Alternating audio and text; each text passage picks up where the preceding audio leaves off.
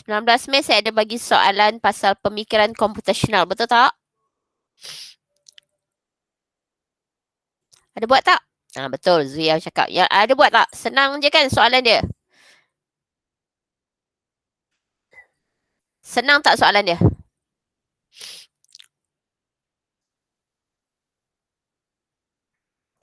Semua buat? Okey, kita bincang dulu soalan dia. Boleh? Okey, selamat petang. Saya harap semua dah bersedia. Hari ini saya nak sambung pengajaran sebabkan kita PPT kita ditangguhkan. Saya tak tahu macam mana sehingga ataupun tiba-tiba kena buat online, awak bersedialah. Okey. Saya akan sambung untuk hari ini. Sebelum kita sambung pengajaran, kita bincang dulu soalan 19 Mei. And then saya akan sambung struktur kawalan algoritma untuk for. Kalau buku teks awak, muka surat dalam struktur kawalan. Okey, semua ada buku teks tak? Kita dah tengok sebelum ini kalau struktur kawalan pilihan bersarang, kita dah tengok. Dan struktur kawalan ulangan. Ada masalah tak setakat ni? Untuk sudokod dan catat alih. Struktur kawalan ulangan, struktur kawalan pilihan bersarang. Setakat ni ada masalah tak? Kalau tiba-tiba dapat soalan yang perlu awak lukis catat alih ataupun sudokod mengenai struktur kawalan, setakat ni okey tak? Okey. Okey.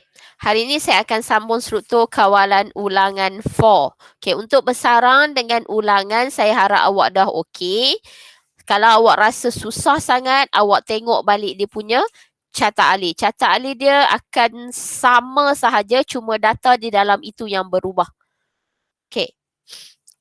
Kalau untuk struktur kawalan 4, buku teks awak muka surat 52. Okey, sebelum masuk buku teks, kita tengok dulu latihan minggu lepas mengenai pemikiran komputasional sebelum cuti punya. Okey.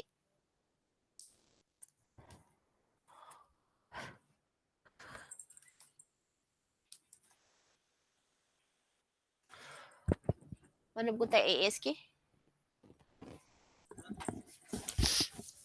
Okay, saya harap semua dah bersedia. Saya share skrin dengan awak.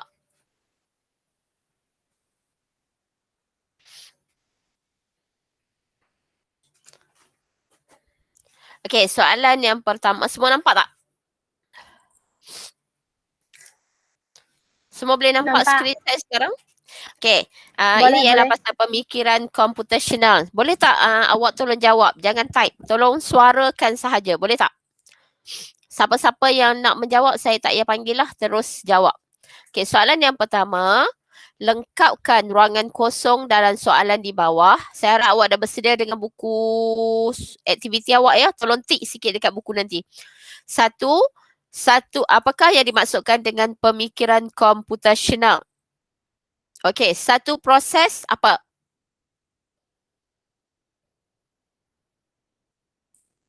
Ada jawab ke? Zulia, pemikiran bagi tujuan menyelesaikan masalah. Okey, betul. Saya copy Zulia punya jawapan. Dia ambil teruslah semua. Okey, yang siapa yang belum jawab, tolong jawab. Okey, dekat sini satu proses pemikiran bagi penyelesaian masalah. Okey, ini Zuyau jawab dah. Saya letak pen merah. Oleh manusia sendiri berbantukan mesin atau kedua-duanya sekali menggunakan apa? Menggunakan Zuyau jawab konsep asas sains komputer. Okey, betul. Konsep asas sains komputer. Okey, di sini ialah konsep asas sains komputer. Okay, saya harap semua dapat lah. Yang ni ialah perkara asas yang awak perlu ingat. Sebab form 3 nanti akan masuk balik soalan pemikiran komputasional. Okay, Maksudnya ialah satu proses pemikiran bagi tujuan menyelesaikan masalah oleh manusia sendiri berbantukan mesin atau kedua-duanya sekali menggunakan konsep asas sains komputer. Okey, berikan salah satu kemahiran yang diperlukan dalam pemikiran komputasional. Pemikiran apa? Kemahiran apa?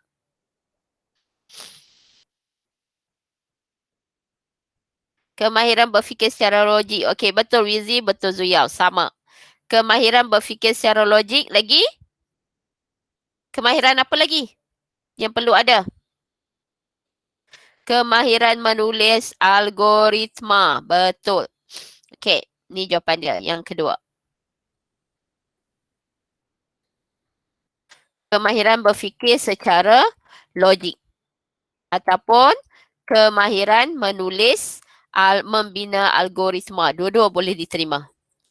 Okey, saya harap semua dapat yang ni. Okey, seterusnya nombor 2, lengkapkan proses pemikiran komputasional berikut. Okey, yang pertama ialah ada 4 langkah kan. Yang pertama ialah, saya tengok jawapan awak.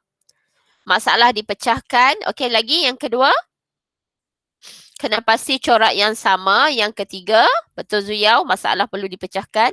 Kena pasti corak yang sama, betul. Yang kedua, yang ketiga, perkara yang tidak penting ditinggalkan. Okey, saya harap yang lain semua dapat ah. Yang pertama, masalah dipecahkan, saya tak tulis. Yang kedua, kenal pasti corak yang sama.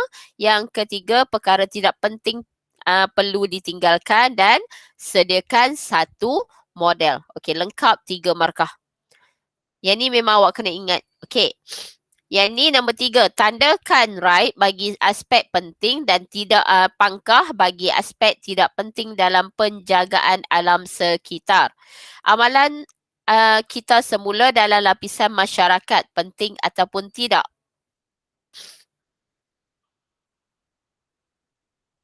Apa jawapan awak? Betul. Yang kedua? Betul-betul tak. Wizi, betul tak? And then yang ketiga? Oh, Wizi betul-betul tidak, sama juga. Okay.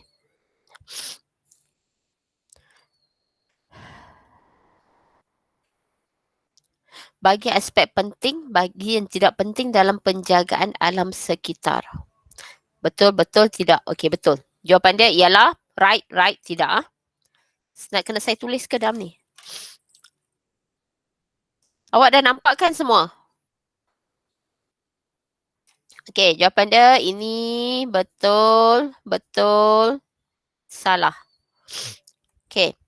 Seterusnya, yang ni namakan 4 jenis teknik yang terdapat dalam pemikiran komputasional berdasarkan penerangan yang diberikan.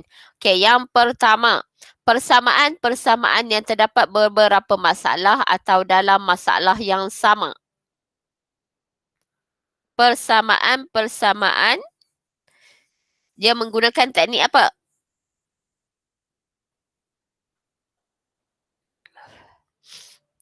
Siapa jawab? Teknik pengecaman corak, betul. Pengecaman corak, leraian dan peniskalaan. Terus jawab habis semua dah. Okey, yang pertama ialah pengecaman corak. Pengecaman corak, tulisan saya tak cantik. Yang kedua, memecahkan suatu masalah atau sistem yang kompleks kepada bahagian-bahagian kecil bagi memudahkan pemahaman dan penyelesaian. Okey, leraian. Yang ketiga, mengutamakan perkara-perkara penting, peniskalaan. Peniskalaan. Okey. Seterusnya, ini soalan ini senang sangat. Kalau siapa salah saya tak tahu. Okey, anda diminta oleh guru untuk menentukan peserta perkhemahan. Okey, untuk tentukan peserta perkhemahan, Terdapat 6 kelas yang mengambil bahagian seperti dalam jadual. Peserta akan ditempatkan di 3 buah kemah. Setiap kemah dimuatkan dengan 9 peserta. Setiap kelas mestilah ditempatkan di kemah yang sama. Setiap kelas mestilah ditempatkan di kelas yang sama. Maknanya apa? Macam 1A ni ada 6 orang. Awak tak boleh pecahkan 1A 3 orang. 1A lagi pergi, ni kemah A, ni kemah B. So, awak kena maintainkan 1A 6 orang ni berada di dalam satu kemah. Itu maksud dia tak boleh pecahkan. Okay, sekarang ni kita ada 3 buah kemah dan kita nak masukkan peserta 9 orang ke dalam kemah 1, kemah 2 dan kemah 3. Ada 2 cara yang boleh dibuat. Okay. Macam mana awak nak selesaikan? Ada jawapan? 1A 6, 1E 3.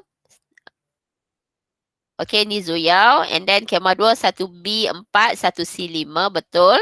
Kemah 3, 1D 7, 1F 2. Okay. Okay, soalan jawapan yang kedua. Ada jawapan kedua tak? Jawapan yang kedua sama juga macam tu, cuma awak tukarkan kedudukan sahaja. Okay, macam tadi awak masuk 1A dan 1E. Kat sini kelas 1A dan 1E, 9 orang. Kelas 2, kemah 2, kelas 1B dan 1C, 9 orang. Kelas 3, kemah 3, 1D dan 1F. Okay, 9 orang. Okay, untuk jawapan yang kedua, awak boleh tukarkan sahaja kedudukan dia. 1B di sini, 1B, 1C, 9 orang. And then 1A, 1E. Awak tak boleh pecahkan juga kan sebab dia still kena sama. And then 1D, 1F, 9 orang. Itu sahaja cara dia. Maknanya penulisan awak boleh berbeza dan diterima 3 markah. Faham? Setakat ni semua boleh ikut tak? Boleh faham tak setakat ni?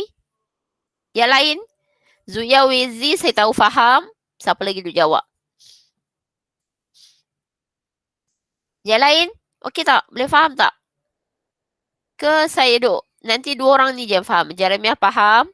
Iwan faham. Yuzwan faham. Lagi yang lain? Okey? Boleh? Okey, Zenggi boleh. Saya harap awak boleh ikut ah. Jangan duk saya shock sendiri pula lagi. Okey, kita pergi ke seterusnya. Yang ni paling senang. Lengkapkan jawapan di ruangan yang disediakan. Sistem nombor perduaan menggunakan 2 digit iaitu apa dia? 2 digit dalam nombor perduaan iaitu 0 dan 1. Betul Zuyao. Iaitu 0 dan 1. Untuk mewakili data. Okey, jadual di bawah menunjukkan susunan ya. 3 mentol pada nilai tempat nombor perduaan berikan nilai dalam perpuluhan. Okey, ini jawapan dia berapa? Mentol yang menyala sebagai 1. Mentol yang tidak menyala 001. Okey, 1001 nombor perpuluhan dia berapa? Berapa? Susah. Okey, betul. 9 dan 12. Okey, ini 9. Ini 110012. Semua tahu tak cara nak dapatkan macam mana?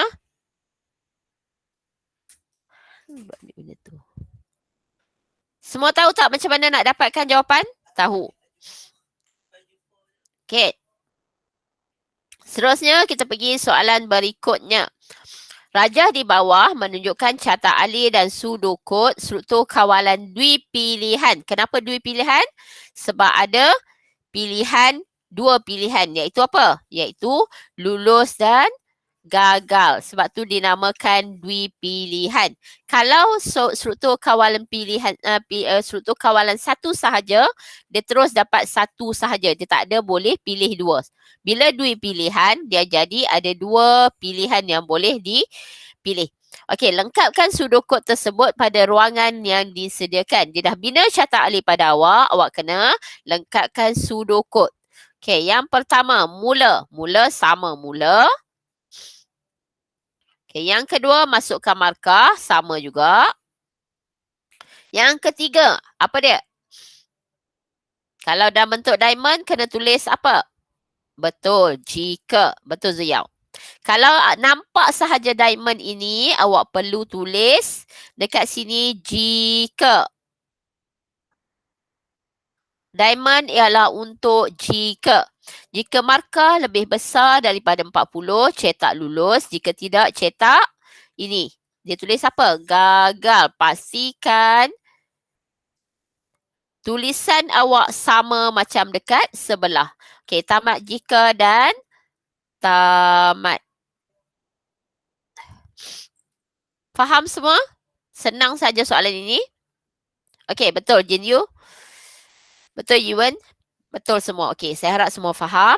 Okey, kemudian yang ni, operator matematik digunakan semasa membina pengatur caraan yang melibatkan pengiraan.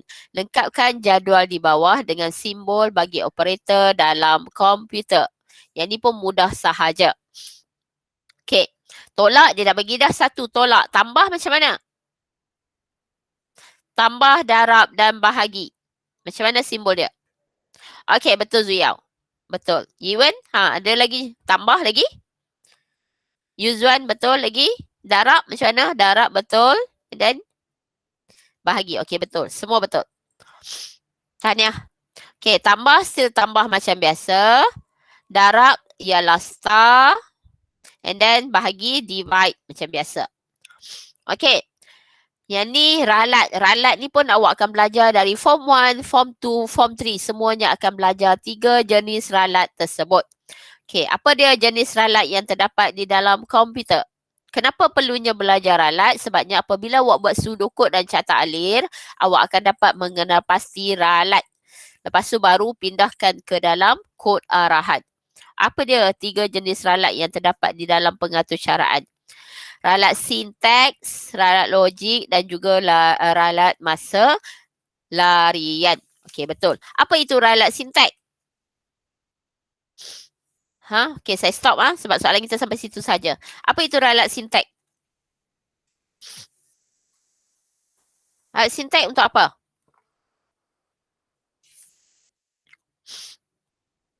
Dah habis kan jawapan tadi, saya harap semua dah dapat. Okey, apa itu ralat sintaks? Ralat sintaks untuk apa? Siapa boleh jawab? Jadi macam ulang balik je form 1.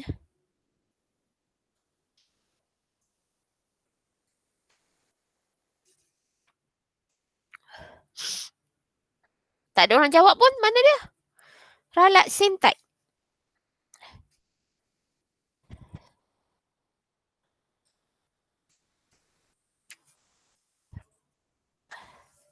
Tahu tak? Merujuk kepada kesilapan dalam penggunaan bahasa pengatur caraan. Okey, ralat sintaks ialah kesilapan bahasa pengatur caraan. Bila awak run nanti, dia akan keluar paparan mesej ralat. Okey, syntax error betul. Kesilapan bahasa pengatur caraan. Okey, yang tu betul. Runtime error, ralat masa larian. Runtime error pula untuk apa? Kenapa berlakunya ralat masa larian?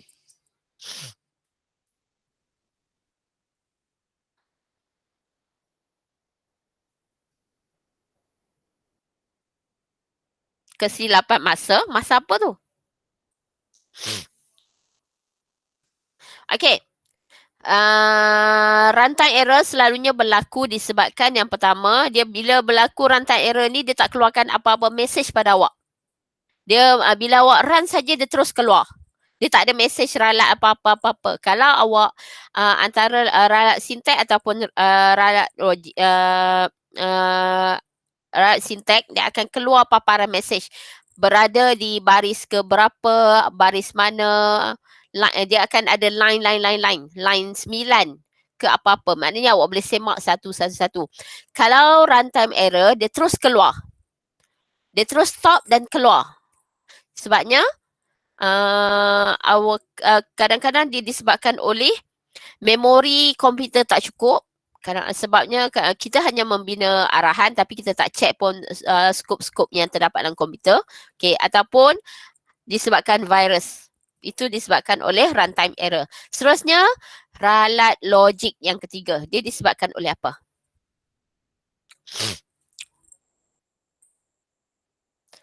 Kesilapan test run. Untuk apa tu JNU? Untuk logik ke?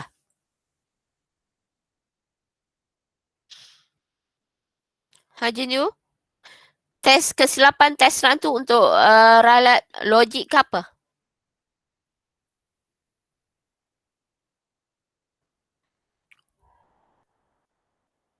Masa larian, betul.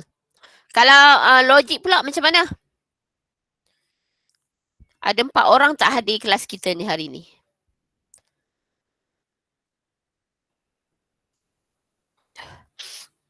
Okey, kalau ralat logik macam mana? Okey, kesilapan semasa membina algoritma, betul lagi? Kebanyakan logik ni lebih kepada algoritma, lebih kepada atur cara, bukan atur cara, lebih kepada operator, output. Macam awak nak output lain tapi tiba-tiba keluar output macam lain. Itu ialah ralat logik. Ralat logik dia akan jalan macam biasa. Ya, betul. Ralat logik ni dia akan jalan juga macam biasa. Dia akan run awak punya programming atau cara awak sampailah baris terakhir dan dia benarkan pengguna masukkan input.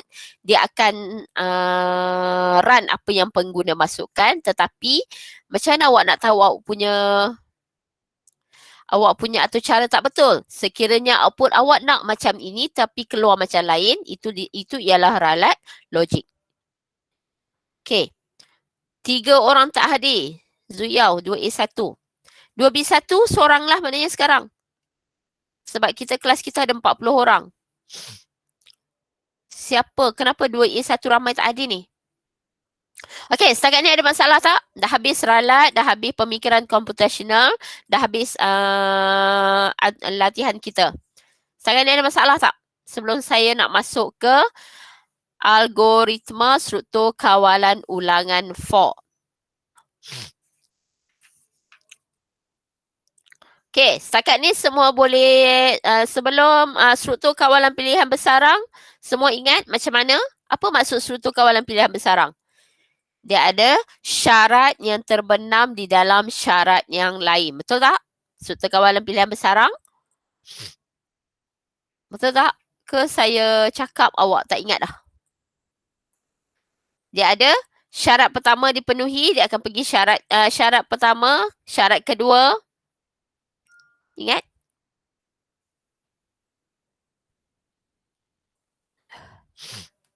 Ingat tak?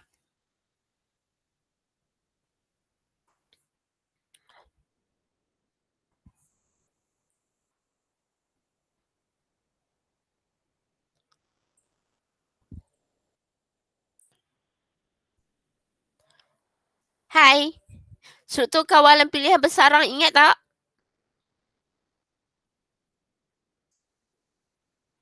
Jeremiah tak ingat. Macam mana nak pergi U4 ni?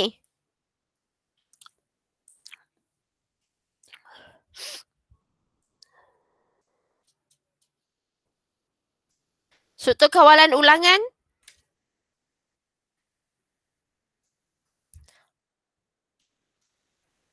Okay, tak apalah. Nanti kita ulang balik yang tu. Sekarang ni kita teruskan dulu. Kalau dia ulang banyak kali, masalah nanti kan. Okay, hari ni kita akan pergi struktur kawalan ulangan 4. Ingat tak, kalau struktur kawalan ulangan 4, apa yang perlu ada? Dah nama pun ulangan. Okay, apa yang awak faham pasal struktur kawalan ulangan 4? Kalau tengok buku teks muka surat 52.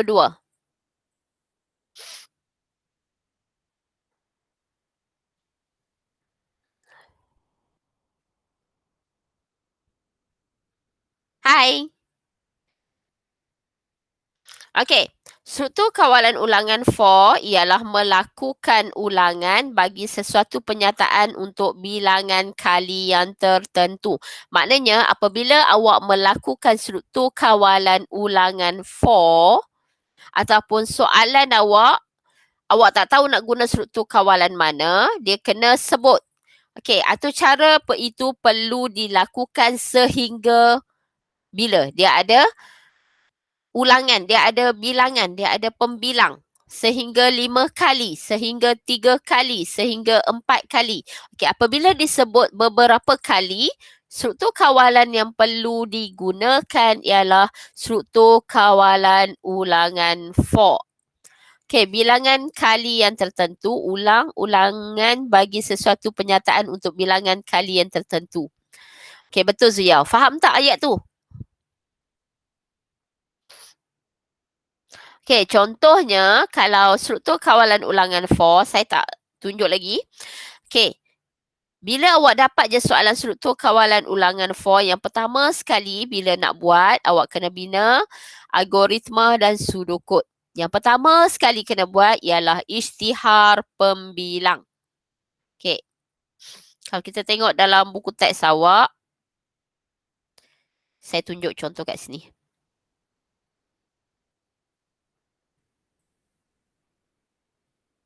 Tak ada.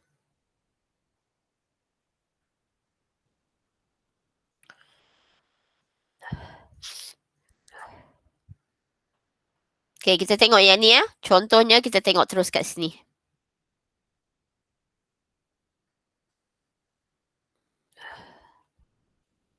Okey, semua nampak?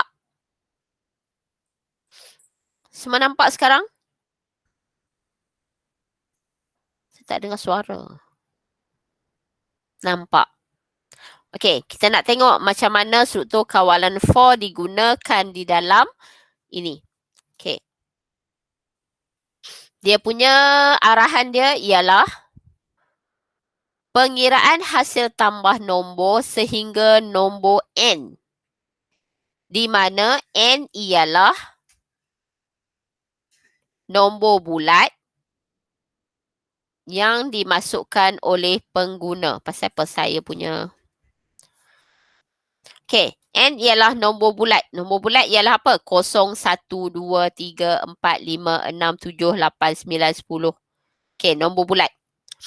Bila awak dapat je soalan macam ni, awak nak guna apa? Sehingga nombor n, di mana n ialah nombor bulat yang dimasukkan sehingga. Apabila menggunakan sehingga, dia mesti ada pembilang. So, apabila menggunakan pembilang, dia akan guna for.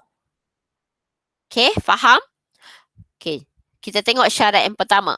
Proses-proses yang terlibat, pengguna diminta memasukkan satu nombor. Okey, ni pengguna kena masukkan satu nombor di mana n ialah nombor bulat yang dimasukkan oleh pengguna. Nampak syarat kat atas ni? Okey, pengguna diminta memasukkan satu nombor. Sekiranya pengguna kan memasuk 10, maka atau cara akan menjumlahkan 10 nombor yang pertama seperti 1 tambah 2 tambah 3 tambah 4 tambah 5 tambah 6 sampailah 10. Sebab apa? Sebab pengguna dah masukkan 10 dekat sini. Faham? Okey. Proses dan keputusan yang berikut dimurnikan dengan menghasilkan draft algoritma. Sekarang dia bina dulu draft algoritma. Okey. Isytihar pemboleh ubah. Kenapa ada pemboleh ubah? Sebab nanti awak nak umpukkan sesuatu, awak perlu ada pemboleh ubah. Isytihar penyataan pengawalan, awak akan guna kawalan for. Awak akan dapat input dan output. Input ialah pengguna masukkan dan uji syarat. Kena ada apa? Jika. Okey. Kita tengok dia punya draft algoritma. Yang pertama, dia isytihar pemboleh ubah, dia guna number, kira dan jum. So ada 3. 1, 2, 3. Ini tak semestinya apa-apa, awak boleh masukkan apa-apa pemboleh ubah yang awak nak guna. Ni sekarang guna norm untuk nombor, kira dan juga jum. Okey, setkan nilai kira kepada 1. Setkan nilai jum kepada 0. Pengguna diminta memasukkan satu nombor. Setkan nilai nom kepada nombor yang dimasukkan. Kira for, guna balik pemboleh ubah yang dimasukkan, kira lebih kecil atau sama dengan nom. Okey, kemudian dia masukkan penyataan yang berulang. Kirakan jum sama dengan jum tambah kira. Kirakan kira sama dengan kira tambah 1. Awak faham tak kalau macam ni? Ulang langkah 6. Kenapa perlu ulang? Sebabnya sehingga pembilang dipenuhi barulah dia akan paparkan nilai. Kalau sehingga tak dipenuhi, dia tak akan papar lagi. Faham tak? Ke pakat pening? Dan faham tak?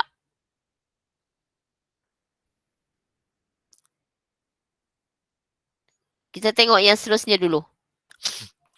Okey, ni pseudocode dia. Mula, isytihar pemboleh ubah. Dia ada 3 pemboleh ubah, nom, kira dan juga jum. Setkan kira kepada 1. Kira dia setkan kepada 1. Setkan nilai jum kepada 0. Sebab apa? Sebab dia tak bermula lagi. Dia tak bermula lagi, jumlah mesti akan jadi 0. Kemudian, sekarang ni dia nak suruh pengguna masukkan number. Dekat sini ialah input. Pengguna akan inputkan nombor. Okay. So, dekat sini tu yang dinamakan masukkan satu nombor. Setkan nilai nom kepada nombor yang dimasukkan.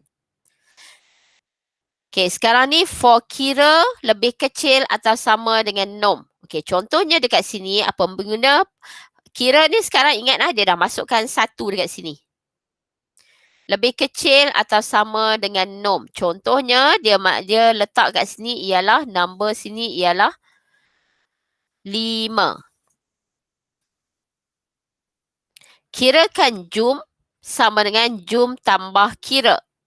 Jum still 0. Sekarang ni 0 sama dengan 0 tambah 5.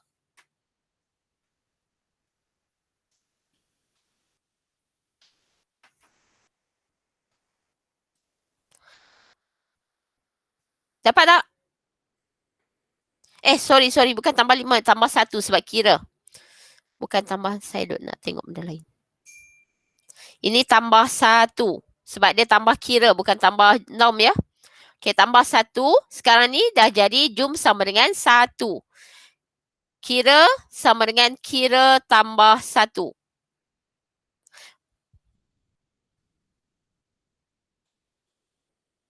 Jum tambah 1. Ni dah jadi 1 kat sini.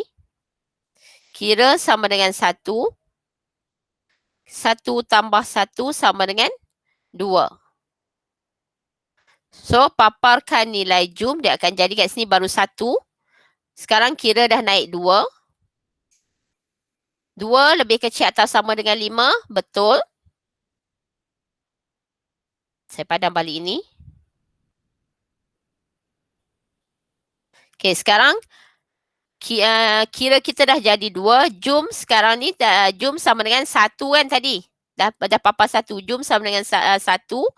Tambah dengan kira sama dengan 2.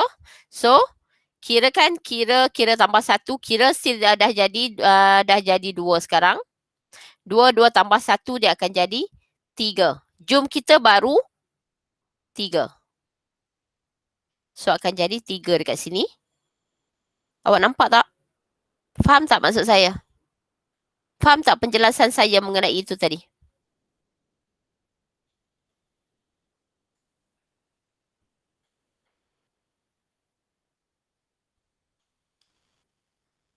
Awak faham tak pasal struktur kawalan ni?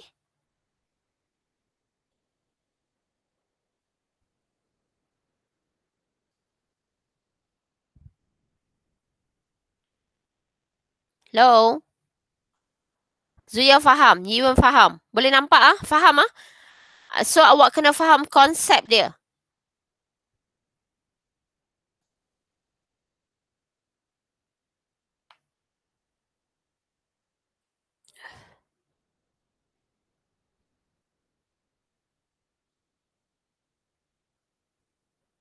Setakat ni faham tak konsep untuk struktur kawalan ulangan 4?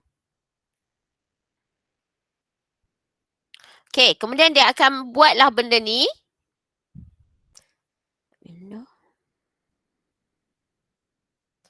Dia akan buat benda ni sehinggalah syarat dipenuhi. Okey, tadi dah dapat, kira dah dapat 3. Sebab 2 tambah 1 dia akan jadi 3. 2 tambah 1 dia akan jadi 3. Kira sama dengan 3. 3 akan naik sini balik. 3 lebih kecil atau sama dengan 5. Jum sekarang dah jadi 3 kan? 3, 3 tambah dengan kira. Kira dah jadi 3. So, dah jadi 5. Faham maksud saya? Okay, kira tadi dah jadi yang tadi 3. So, kat sini 3. 3 tambah 1, 4. Dia akan naik balik. 4. 4 lebih kecil atau sama dengan 5. Betul? Padam.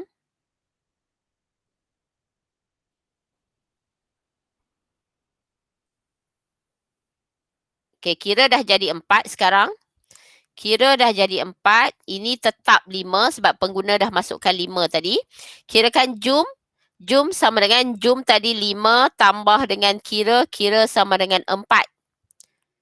Betul tak? 4 tengok kira kat sini ya. Kira sama dengan 4. So, jum sekarang dah bawa nilai jum sama dengan 9.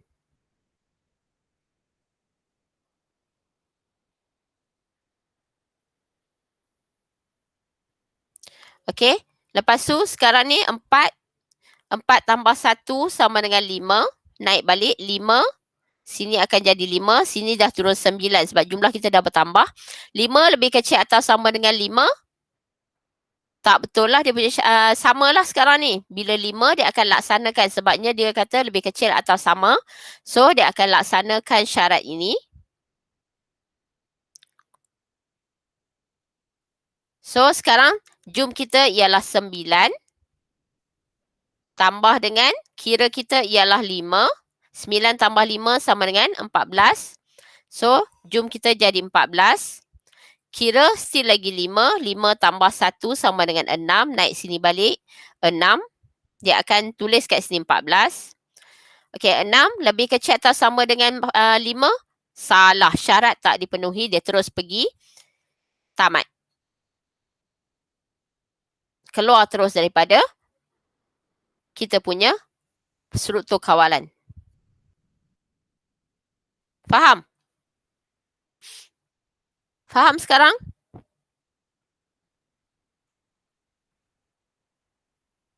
Okey. Itu ialah algoritma. Kemudian kita tengok pula carta alir. Ini ialah carta alir. Awak nampak ah?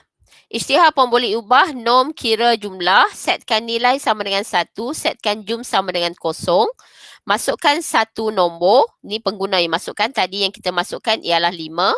So pengguna masukkan 5. Setkan nilai norm sama dengan nombor yang dimasukkan. Okey, dah masukkan. Kira lebih kecil atau sama dengan norm. 5 kat sini. Kalau ya lebih kecil, dia akan pergi jum sama dengan jum tambah kira. 0. Jum tadi ialah 0. 0 tambah 1. Sebab apa? Kira dah diumpukkan tambah 1. Kira tambah 1. So, dia akan papar jumlah yang tadi dapat. Kan? Laksanakan sampailah syarat ini dipenuhi. 5 atau sama dengan 5 still lagi diterima. Lebih kecil atau sama dengan 5 still lagi diterima. Apabila kira dah jadi 6, lebih kecil atau sama dengan 5, salah, dia terus keluar. Maknanya pembilang dihentikan. Sebab tu dinamakan for. Dekat sini dia menggunakan for. For kira lebih kecil atau sama dengan norm. Okey, apabila pembilang tidak dipenuhi, dia terus tamat. Keluar daripada atur cara. Faham? Sebab tu dinamakan for. For dia ada pembilang. For kira dekat sini, kira lebih kecil atau sama dengan nom. Okey, macam ni pengguna masukkan nombor ialah 5 ataupun 4 ke apa-apa ikut pengguna masukkan. So, dia kena kira ni kena lebih kecil ataupun sama dengan nombor yang dimasukkan. Pembilang akan laksanakan. Kemudian sekiranya kira ni lebih besar daripada nombor, pembilang akan terus keluar daripada atur cara. So, terus tamat. Itu yang dinamakan pembilang. Struktur kawalan for akan laksanakan sehingga pembilang dipenuhi. Boleh faham? Kalau susah nak faham, awak hafal cara dia. Sebabnya untuk algoritma yang pertama sekali awak mesti declare pun boleh ubah, isytihar pun boleh ubah, kemudian setkan. Set yang pertama tu wajib. Setkan kira sama dengan kosong ataupun kira sama dengan 1. Kalau yang pertama tadi awak setkan kira sama dengan kosong, so output pertama yang awak dapat ialah kosong. Sebab apa? Sebab jumlah pertama kita ialah kosong. Faham? Kalau awak rasa nak memahamkan awak punya ni, awak boleh tengok dalam buku teks awak muka surat 52 dan 53. Okey.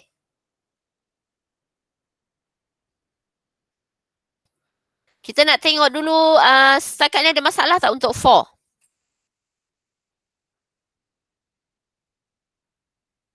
Ada masalah tak? Saya nak bagi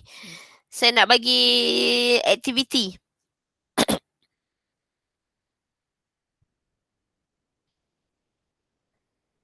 Okey. Kalau macam tu, semua buka buku teks dulu muka surat 55.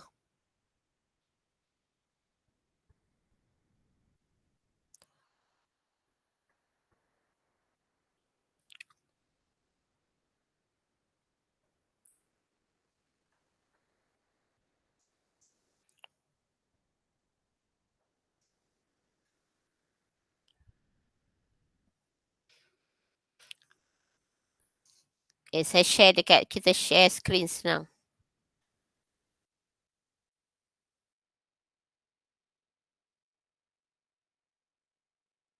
Kita akan tengok soalan muka surat buku teks muka 55. Kita bincang bersama-sama.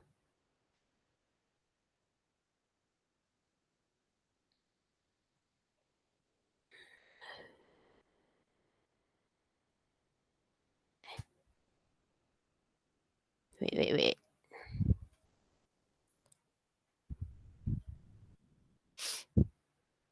Okey, tengok nampak sekarang?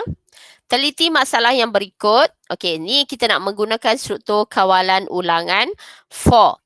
Jika seorang murid diminta melakukan ujian matematik dalam talian, jika markah ujian kurang daripada 85, murid akan diminta mengulangi ujian tersebut. Bilangan maksimum ulangan yang dapat dilakukan ialah 3 kali. So, nampak dekat sini? Pembilang dia ialah 3 sahaja. Dia dah tetapkan. Macam tadi, pengguna yang tetapkan. Okey, tapi untuk soalan ini, dia dah tetapkan. Pembilang dia for ujian lebih kecil atau sama dengan 3. Faham? Maknanya dia dah tetapkan ulangan dia. Selepas melakukan ujian, markah akan dipaparkan. Jika murid mengambil lebih daripada 1 ujian, markah yang akan dipaparkan ialah purata markah. Okey, tuliskan sudokod dan carta alir untuk masalah di atas. Faham tak soalan ini? Faham tak soalan ini?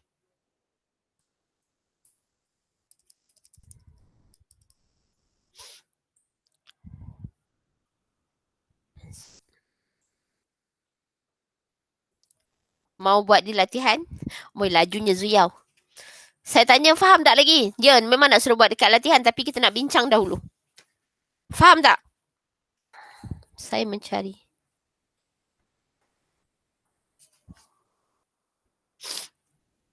Zuyau faham. Okey, yang lain faham tak? Apa yang diperlukan untuk latihan itu? Untuk aktiviti tersebut. Kalau dalam buku teks muka surat 55.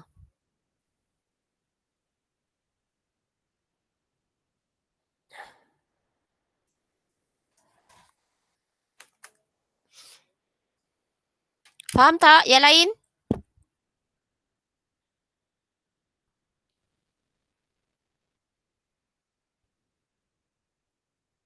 Yang lain mana? Saya tanya ni, faham tak?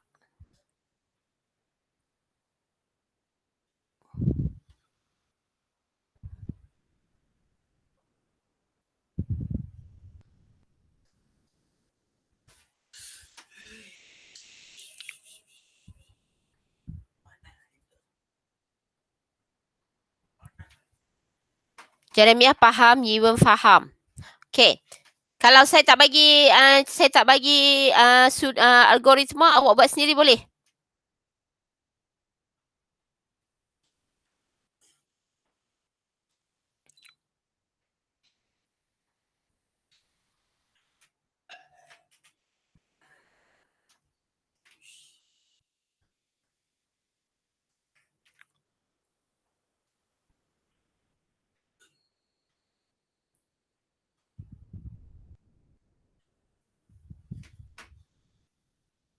Dua poin tiga.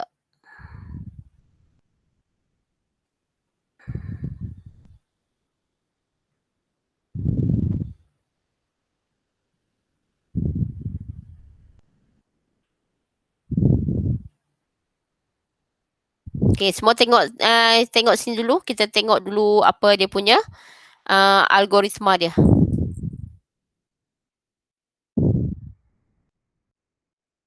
Kita bincang algoritma dahulu. Lepas tu awak buat catat alih dia. Boleh? Boleh buat catat alih? Saya bagi algoritma, buat catat alih ya. Okey. Untuk syarat yang tadi, dia tanya yang pertama ialah seorang murid diminta melakukan ujian matematik secara dalam talian. Jika markah ujian kurang daripada 85, murid diminta mengulangi ujian tersebut. Bilangan maksimum ulangan yang dapat dilakukan ialah 3 kali. Okey, selepas melakukan ujian, markah akan dipaparkan. Jika murid mengambil lebih daripada satu ujian, markah akan dipaparkan ialah purata. So, pemboleh ubah yang diperlukan, saya padam dulu. Okey, kalau ikut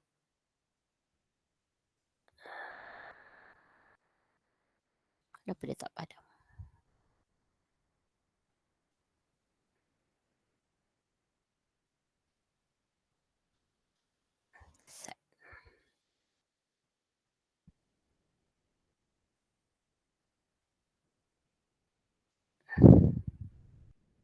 Wait ah. Okay,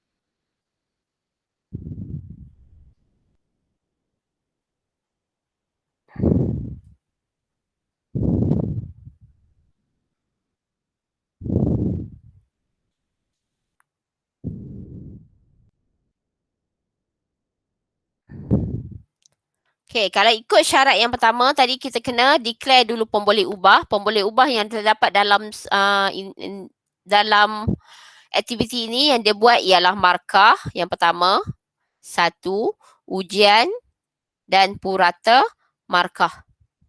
Okay, setkan ujian sama dengan satu. Sebabnya apabila awak dah lakukan ujian, baru awak boleh mengulang. Sebab sekarang ni untuk dia punya nak guna for ialah untuk ulang ujian. Sebab tu dia dah setkan sebagai satu. Tak boleh Kalau awak tak setkan sebagai satu, awak buat kosong, dia dikira salah lah sebab benda ni awak kena masuk dulu baru awak boleh jalankan ujian. So, ambil ujian. Periksa markah. Markah syarat dia dah ditetapkan kena lebih daripada dekat sini dia letak kurang daripada 85. Kalau kurang daripada 85, awak kena ulang ujian. Ni ya ulang ujian. Jika tidak, terus paparkan markah, terus tamat. Habis kat situ. Keluarlah, habis. Tak payah ulang peperiksaan. Sekiranya markah awak kurang daripada 85 markah, so dia akan pergi kepada benar. Jika ya, dekat sini ya, ulang ujian. Bila awak ulang ujian, dia terus pergi dekat periksa ujian. Dia buat lebih besar atau sama dengan 3. Boleh buat juga lebih kecil atau sama dengan 3 sebab dia sampai 3 je. Dia buat lebih besar sebab apa? Dia terus pergi dekat ni dekat sini boleh buat lebih kecil atau sama dengan 3 sebenarnya. Dua-dua boleh. Periksa ujian kat sini 1, ujian baru-baru 1 lebih besar atau sama dengan 3. Ni lebih kecil. Okay. Sorry. Okay, kalau awak buat macam saya cakap, 1 lebih kecil atau sama dengan 3, awak kena buat palsu dekat sini. Jika ya, syarat awak kena berubah. Okey, contoh kalau macam saya kata tadi, periksa ujian. Kalau saya guna syarat yang saya cakap tadi, lebih kecil atau sama dengan 3, titik tanda soal. Okey, dekat sini jika benar ataupun jika ya, awak kena buat apa? Tambah tokok ni tambah ya. Tambah 1 pada ujian. Kemudian pergi dekat sini jika tidak ataupun jika palsu. Jika palsu dia guna palsu kalau awak nak guna ya ataupun tidak pun boleh. Jika tidak, paparkan purata markah. Kalau awak nak buat purata markah, ada 2 perkataan sama ada awak buat underscore ataupun awak rapatkan purata markah. Selalunya yang digunakan dalam programming P huruf besar, M huruf besar sekiranya dia nak rapatkan. Kalau dia tak rapatkan, dia akan jadi macam ni. Purata underscore markah. Sebabnya dia tak boleh ada space di dalam perkataan untuk pemboleh ubah. Ini ialah pemboleh ubah ya. Sebab tu dia nama macam ni. Purata markah ataupun awak tulis purata P huruf besar, purata markah M huruf besar, tulisan saya buruknya. Okey. Ataupun awak nak buat huruf kecil semua. Kenapa dia orang buat macam ni? Sebabnya untuk tidak mengelirukan pengatur cara. Purata markah. Ataupun lagi satu, buat cara yang sama, purata underscore markah. Sebab sekiranya di dalam peperiksaan, contohnya awak buat macam ni ya, purata, awak buat underscore tapi markah awak dekat sini. Ini dikira salah. Apabila salah atur cara, bila awak memanggil nanti dia tak ada markah dekat kawasan ini. Sini semua tidak ada markah. Faham maksud saya? Sebab tu waktu penulisan dalam, ya betul Zuyao. Sewaktu penulisan algoritma, penulisan pseudocode, pastikan berhati-hati mengikut pemboleh ubah awak. Pemboleh ubah awak huruf besar, pastikan bila declare di dalam atur cara, semuanya huruf besar. Kalau pemboleh ubah awak macam mana yang Zuyao buat ini, purata underscore markah ataupun purata markah huruf macam ni, pastikan waktu declare, waktu dipanggil di dalam sistem sama seperti yang dideclarekan di atas. Faham? Macam saya tunjuk tadi, syarat saya kata lebih kecil atau lebih besar. Kenapa? Jika benar, tambah 1 pada ujian. Sebab apa? Sebab jika ujian awak baru 1, awak boleh buat lebih kecil pada 3, awak kena laksanakan. Macam dia sekarang ni, lebih besar atau sama, dia terus papar markah. Kemudian, jika palsu, baru tambah 1. Faham? Dia akan ulanglah ujian ini sehingga 3 kali. Lepas 3 kali, dia akan paparkan markah. Macam mana nak kira papa markah? Kalau sekiranya orang yang mengambil ujian lebih daripada 3 kali, dia akan paparkan purata markah. Siapa yang ambil ujian hanya sekali, dia akan paparkan markah yang pertama dimasukkan tadi. Ingat nah? Markah pengguna yang masukkan. Okey. Sekarang ni saya dah bagi awak sudoku. Saya nak awak buat carta alir. Boleh tak dalam latihan? Boleh? Saya nak kena share tak sudoku tu pada awak?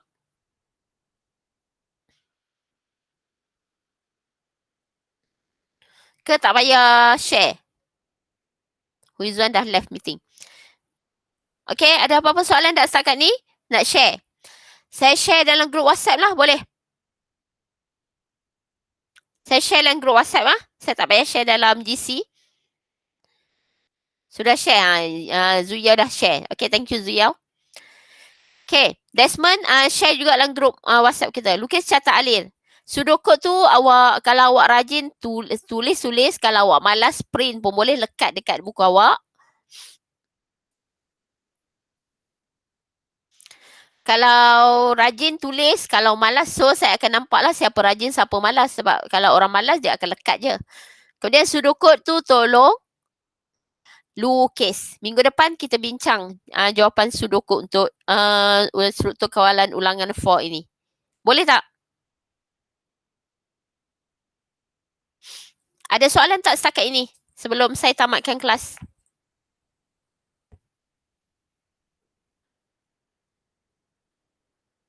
Tak ada. Okay. Kalau macam tu, kita stop dekat sini dulu. Saya harap semua boleh buat dan semua akan buat latihan. Dan saya harap semua faham. Kalau tak faham, sila tanya saya. Mesej saya, awak ada masa sejam selepas ini. Saya sentiasa ada untuk jawab soalan awak. Saya harap semua faham dan jelas untuk struktur kawalan ulangan 4 hari ini. Faham? Okay, kalau dah tak ada apa-apa, kita jumpa lagi next week. Okay, bye.